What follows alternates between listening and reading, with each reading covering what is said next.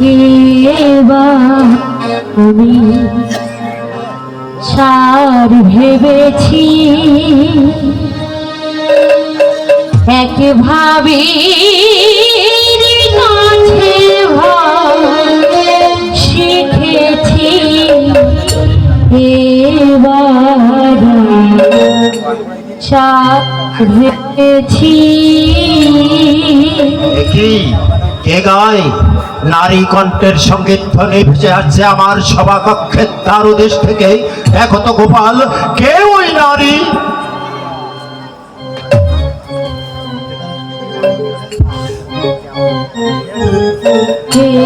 এবার সার ভেবেছি এবার সার ভেবেছি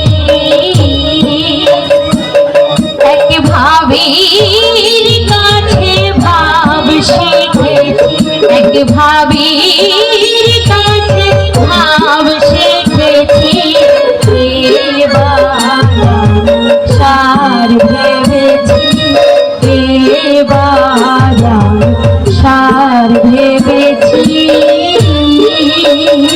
এই বামা কণ্ঠকৃত সঙ্গীত শ্রবণ করে সর্বদেহ আমার রোমাঞ্চিত হয়ে উঠল। কেন? কেউ কেউ তুমি বরের কোন শিষ্য? যে দেশে রাজনী নাই মা সেই দেশে নাকি লোক পেয়েছি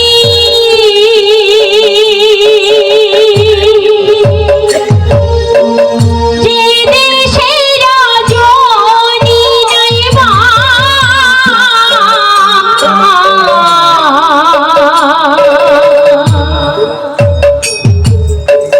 সেই দেশের এক লোক পেয়েছি আমার কিবা দিবা কিবা সন্ধ্যা সন্ধ্যা কে বন্ধ করেছি কিবা দিবা কিবা সন্ধ্যা সন্ধ্যা কে বন্ধ করেছি এবার সার ভেবেছি এবার সার ভেবেছি।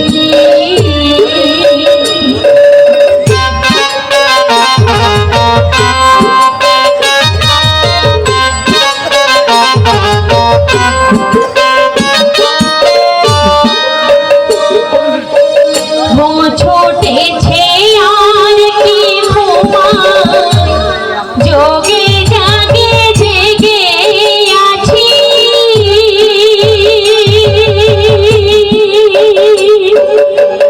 ঘুম ছুটেছে আর কি ঘুমায়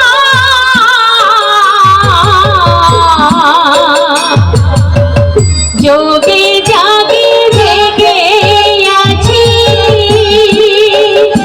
এবার যার ঘুম কারে দিয়ে ঘুমে রে ঘুম পাড়াইছি যার ঘুম কারে দিয়ে ঘুমে রে ঘুম পাড়াইছি এবার সার ভেবেছি এবার সার ভেবেছি।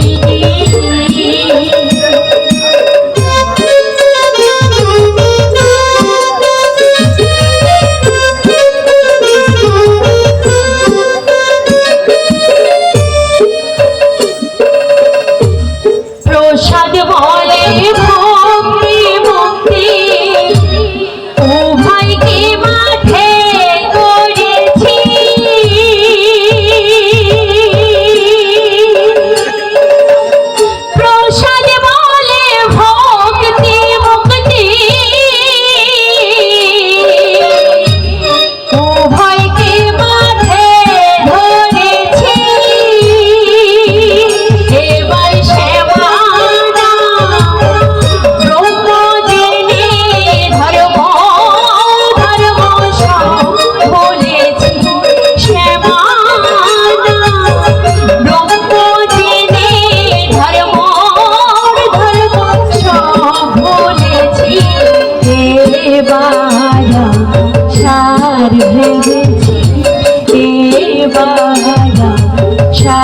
ভেবেছি এক ভাবির কাছে ভাব শিখেছি, এক ভাবির কাছে ভাব শিখেছি, এবার সার ভেবেছি, এবার সার ভেবেছি, এবার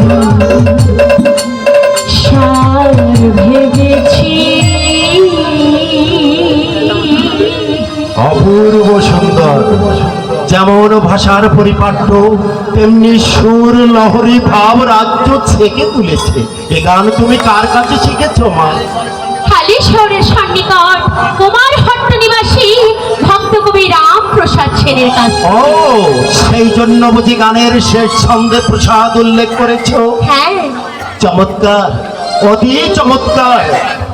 এত বড় একটা প্রতিভা, এত বড় একটা শিক্ষামূলক ভাবা সংযুক্ত সঙ্গীত বাঙালিদের কাছে অজ্ঞাত হয়ে পড়েছিল হালি শহরের অজ্ঞাত পল্লীতে।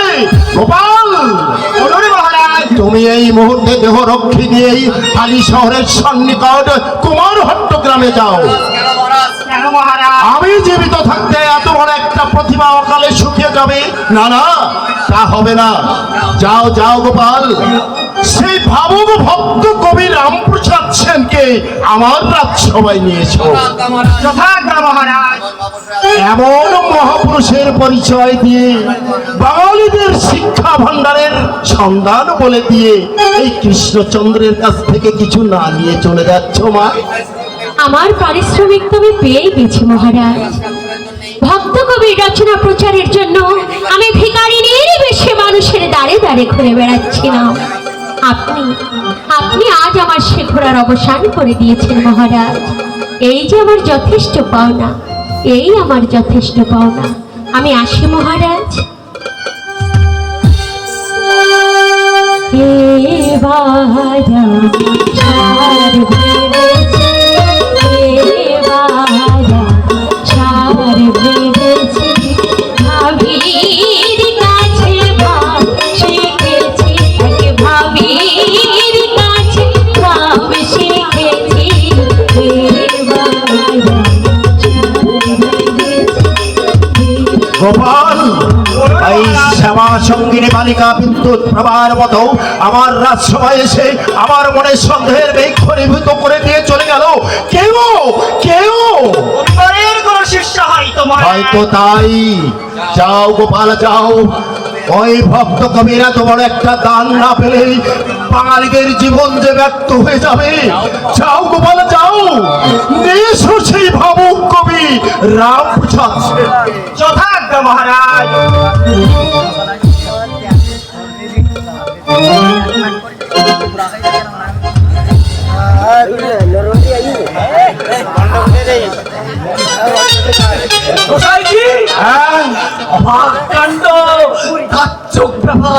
আমি যত টাকার কথা বললুম এটা ধার করে আমার সব টাকা মিটিয়ে দিয়েছে। ওই যে বললুম বশীকরণ মন্ত্র প্রয়োগ করে জমিদারটাকে ভা বানিয়ে ফেলেছে ওই প্রসাদ বেটা। আমার না একটা বুদ্ধি করেছে। কি বুদ্ধি, কি বুদ্ধি? ওর ওই বড় মেয়ে পরিরাতে এক কান কাটে লিখিয়ে দিয়েছে এবং মাকে নাকি দেখেছে। মা বিশ্বেশ্বরী কাশি থেকে অন্য কোটের দিন ওকে নাকি গান শোনাতে বলেছে। মাথা খেয়ে নেয়, কাশি থেকে ছুটে আসলাম ওই বেটা মেলাচ্ছে। আরো ওর বড় মেয়ের হাতের লেখা এই গ্রামের লোককে বুঝতে পারলো না। আরে কি করে পারবে বলুন, আর কি করে পারবে? ওই যে আপনি বললেন না বশীকরণ বিদ্যে চলে এই গ্রামের লোকজনদের এমন ভাবে মোহিত করে রেখেছে, কাজে সব হ্যাঁ গোসাইজি, হ্যাঁ কি নরহরি ঠাকুর। আমাদের কুমার হট্ট নিবাসী গ্রামের মতো রাজা কৃষ্ণচন্দ্র আজ ভেড়া বনে গেছে। হ্যাঁ হ্যাঁ নয়, আমার তুই এসেছিস এই বাগদিনে বেটি। ও মা, আসবো না বলি? ও নরহরি ঠাকুর, তুমি বলো না আসবো না? কেন আসবে? তুই হলে ছোট জাত বাগদিনী, তুই আমাদের ব্রাহ্মণদের এখানে কেন আসবি? কেন আসবো?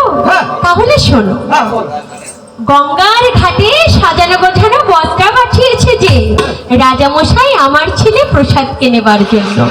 এই শুভ খবরটা দিয়ে তোমাদের গায়ে একটু জ্বালা গলা ধরাবো না কাকি হয়। শুনছেন শুনছেন গোসাই এই ছোটজাত বাগদিনীর কথা ধারাটা শুনছেন?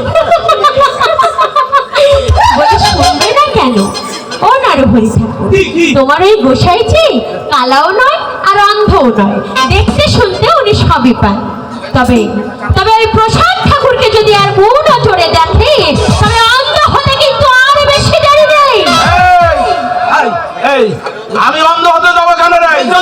আমি অন্ধ হতে যাবো কেন? সাত গোষ্ঠী অন্ধ হবে। আমার সাত গোষ্ঠী তো তোমাদের মতো আমার পাপ কর্ম করেনি গোসাইজি, অন্ধ হতে যাবে কোন দুঃখে? তুমি তুমি আর এই নরহরি ঠাকুর যে পাপ কাজ করেছো তার সাজা যে কি নিতে হবে তা তোমরা ভেবেও পাচ্ছ না। এই থাম। পণ্ডিতের বেটি পণ্ডিতিনী প্রসাদের কাছে দুগড়ি মন্ত্র শিখে তোর বর্তমান হয়েছে। ও হো, ওই বাবা বৃন্দাবন চন্দ্র যেদিন ফেলবে কেঁদেও কুল হবে না। আমরা ছোট জাত বাগদিনীর মেয়ে, আমরা তো পড়েই আছি। তোমার ওই বৃন্দাবন চন্দ্র আমাদের আর নতুন করে কি ফেলবে গো? আর তাছাড়া তোমার ওই মন্দিরে যে বৃন্দাবন চন্দ্র বাসি হাতে দাঁড়িয়ে আছে ও তো একটা মাটির পুতুল গো। আসল বৃন্দাবনের বৃন্দাবন চন্দ্র কবে বৃন্দাবনে চলে গেছে।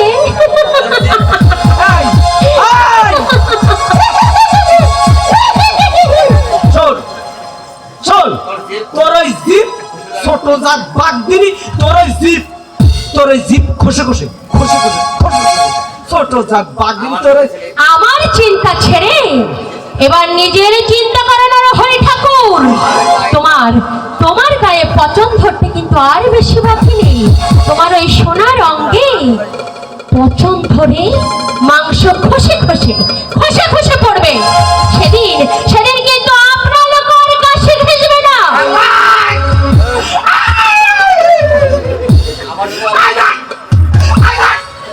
ওই অলক্ষণে কথাগুলো মুখ দিয়ে উচ্চারণ করলে না তোর ভালো হবে না বলে। আমার মুখেই শুনে মনে মনে আটকে উঠলে নরহরি ঠাকুর। আর যেদিন সত্যি সত্যি এই সোনার দেহে পচন ধরবে সেদিন ওই চোখের জলে সার হবে। এই আমাদের যা হোক তাতে তোর কি নাই বেটি? বুঝতে পারছেন না গোসাই? বুঝতে পারছেন? এই ছোটজাত বাগদিনী তার মানে পেশায় দিয়ে, হ্যাঁ পেশায় দিয়ে বেটা এই বেটিকে তার পাপ লীলার সঙ্গী করে নিয়ে টুকরি মন্ত্র শিখিয়ে দিয়েছে। তাই ওই বেটি মাঝে মাঝে এসে আমাদের অপমান করেই যাচ্ছে। প্রসাদ ঠাকুর তোমার মতো পাপী নাই নরহরি ঠাকুর, সে আমার ছেলে আর আমি তার মা। ছেলের গর্ভে আমার বুকটা ফুলে উঠেছে। রাজা কৃষ্ণচন্দ্র আমার প্রসাদকে তার রাজসভায় নিয়ে যাওয়ার জন্য বজরা সাজিয়ে লোক পাঠিয়েছে। হ্যাঁ নয়, হ্যাঁ। ও নরো, এ বেটি বলে কি? আরে মিশিয়ে কথা, ও বেটি না সব সময় মিশিয়ে কথাই বলে। মহারাজা তার খেয়ে দে কাজ নেই, পেশাবকে নিয়ে বজরা পড়ে। সত্যি কি মিথ্যে?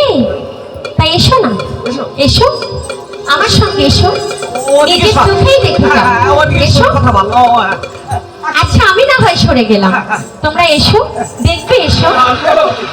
আমরা তো দেখবো, দেখবো না। ওই যে দূরে গঙ্গার ঘাটে চেয়ে দেখো, দেখেছো রাজার লোক দাঁড়িয়ে আছে গো, আমার ছেলেকে নিয়ে যাবে বলে। দেখেছো?